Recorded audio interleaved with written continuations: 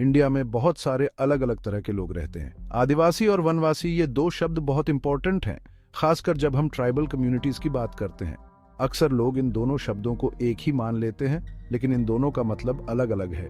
ये दोनों शब्द बताते हैं कि ट्राइबल आइडेंटिटी क्या है, उनका इतिहास क्या रहा है और इंडियन गवर्नमेंट के साथ उनका रिश्ता कैसा रहा है। इस ऐसे में हम जानेंगे कि इन शब्दों का हिस्टोरिकल कॉन्टेक्स्ट क्या है, पॉलिटिकल इम्प्लीकेशंस क्या हैं और कल्चरल इम्पैक्ट क्या है। हम ये भी देखेंगे कि बीजेपी और आरएसएस जैसे पॉलिटिकल पार्टीज ने इन शब्दों का इस्तेमाल कैसे किया है। आदिवासी का मतलब होता है ओरिजिनल इनहैबिटेंट्स, यानी वो लोग जो सबसे पहले यहाँ रहते थे।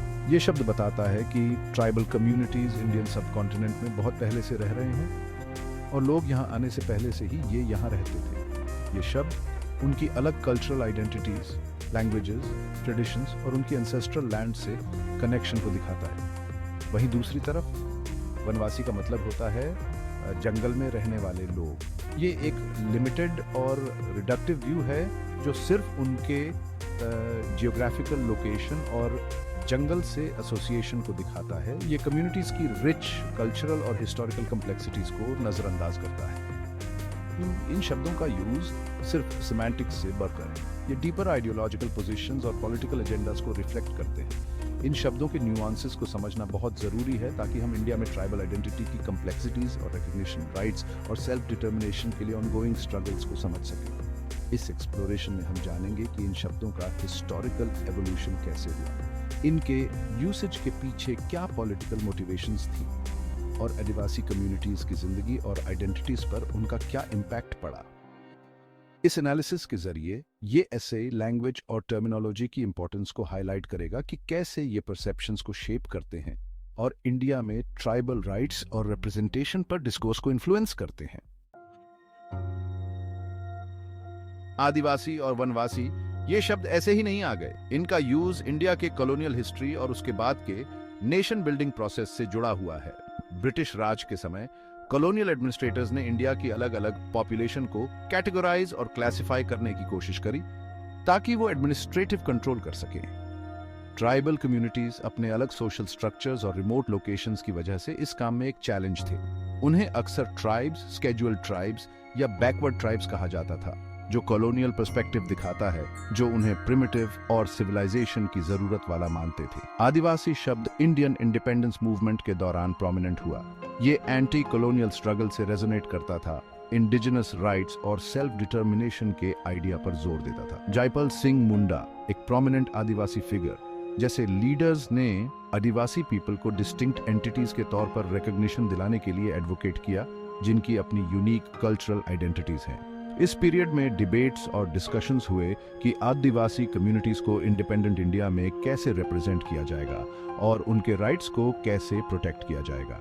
कॉन्स्टिट्यूशन ऑफ इंडिया जो 1950 में अडॉप्ट हुआ, आदिवासी कम्युनिटीज के लिए स्केड्यूल्ड ट्राइब्स शब्द का यूज करता है और उन्हें कुछ कॉन्स्टिट्यूशनल सेफगार्ड्स और अफर्मेटिव एक्शन पॉलिसीज देता है।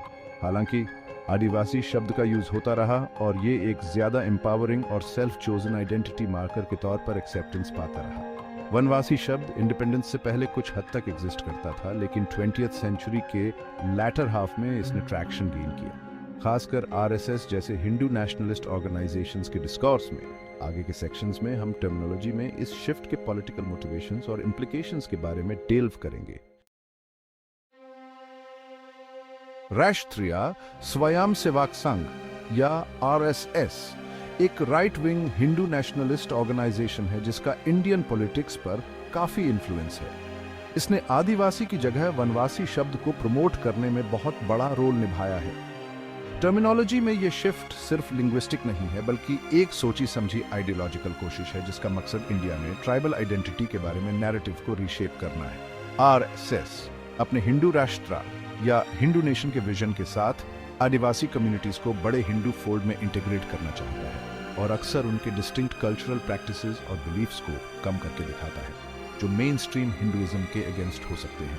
वनवासी शब्द अपने फॉरेस्ट ड्वेलिंग पर जोर देने के साथ आरएसएस को आदिवासी कम्युनिटीज को हिंदू सिविलाइजेशन के एक इंटीग्रल पार्ट के तौर पर पोर्ट्रे करने का मौका देता है और उनके नेचर के प्रति रेवरेंस और हिंदू ट्रेडिशंस के बीच समानता दिखाता है।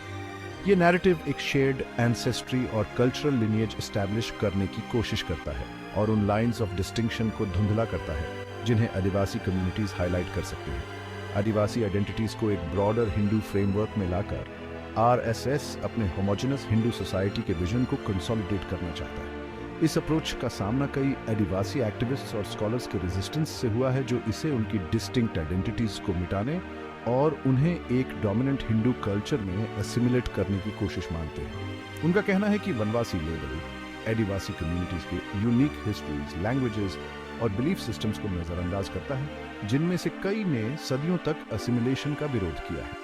आगे के सेक्शंस में हम टर्मिनोलॉजी में इस डिलिबरेट शिफ्ट के कल्चरल और पॉलिटिकल इम्प्लीकेशंस और आदिवासी कम्युनिटीज के अपने सेल्फ डिटरमिन्ड आइडेंटिटीज को असर्ट करने के लिए ऑनगोइंग स्ट्रगल के बारे में एक्सप्लोर करेंगे। हिस्ट्री में अलग अलग वॉइसेस और नैरेटिव्स को मिटाना हमेशा से एक परसिस्टेंट इशू रहा है। ये कंट्रोल और पावर बनाए रखने का एक तरीका है, उन लोगों को चुप करा के जो अलग हैं या स्टेटस क्वो को चैलेंज करते हैं।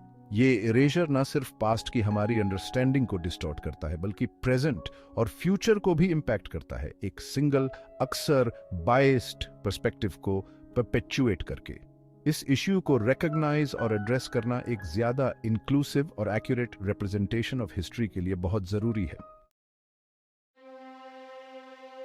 वनवासी शब्द का इस्तेमाल अक्सर फॉरेस्ट ड्वेलिंग कम्युनिटीज को डिस्क्राइब करने के लिए किया जाता है, लेकिन एक सवाल उठता है, क्या ये टर्मिनोलॉजी डिस्पोजेशन का एक टूल है? इन कम्युनिटीज को वनवासी कहकर उनके अपनी एंसेस्ट्रल लैंड से डीप रूटेड कनेक्शन को अक्सर नजरअंदाज कर दिया जाता है। ये शब्द एक तरह से इन जमीनों के रिच कल्चरल हेरिटेज और हिस्टोरिकल सिग्निफिकेंस को कम करके सिर्फ एक हैबिटेट बना देता है। ये क्वेश्चन करना और इस बारे में सोचना बहुत जरूरी है कि लैंग्वेज हमारी अंडरस्टैंडिंग और पॉलिसीज को कैसे शेप करता है। छत्तीसगढ़ में वनवासी शब्द का इंपैक्ट काफी ज्यादा है।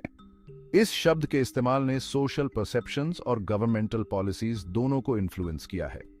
बहुत से लोगों का मानना है कि इसने ट्राइबल कम्युनिटीज के मार्जिनलाइजेशन में कंट्रीब्यूट किया है, जिससे लैंड एक्विजिशन और रिसोर्स एक्सप्लॉयटेशन को जस्टिफाई करना आसान हो गया है। इस वजह से कई कॉन्फ्लिक्ट्स हुए हैं और आदिवासी लोगों में एलियनेशन की भावना पैदा हुई है।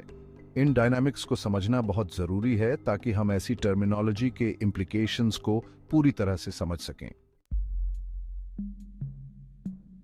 ट्राइबल इश्यूज को एड्रेस करने के लिए सरफेस लेवल एंगेजमेंट से ज्यादा कुछ करने की जरूरत है।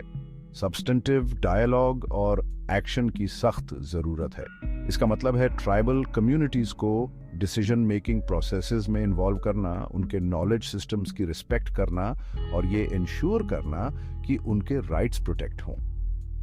जेन्युइन एंगेजमेंट से ही हम उनके चैलेंजेस के रूट कॉजेस को एड्रेस करने और सस्टेनेबल सॉल्यूशंस पर काम करने की उम्मीद कर सकते हैं। अब समय आ गया है कि हम टोकनिज्म से आगे बढ़ें और इस डायरेक्शन में रियल स्ट्राइड्स बनाएं। आगे बढ़ते हुए ये बहुत जरूरी है कि हम आदिवासी आइडेंटिटीज और राइट्स के लिए रिस्पेक्ट और रिकॉग्निशन को फॉस्टर करें। इसमें उनके यूनिक कल्चरल हेरिटेज, समाज में उनके कॉन्ट्रीब्यूशंस और उनकी जमीनों पर उनके राइटफुल क्लेम्स को एक्नॉलेज करना शामिल है। पॉलिसीज ऐसी क्राफ्ट की जानी चाहिए जिसमें उनकी एक्टिव पार्टिसिपेशन हो, जिससे ये इंश्योर हो सके कि उनकी वॉइसेस को सुना जाए और उनकी नीड्स को मीट किया जाए। ऐसा करके हम न सिर्फ उनकी लेगेसी को ऑनर करते हैं बल्कि एक ज्यादा इंक्लूसिव और जस्ट सोसाइटी के लिए रास्ता भी बनाते हैं। आइए रिस्पेक्ट और रिकॉग्निशन के इस जर्नी के लिए कमिट करें।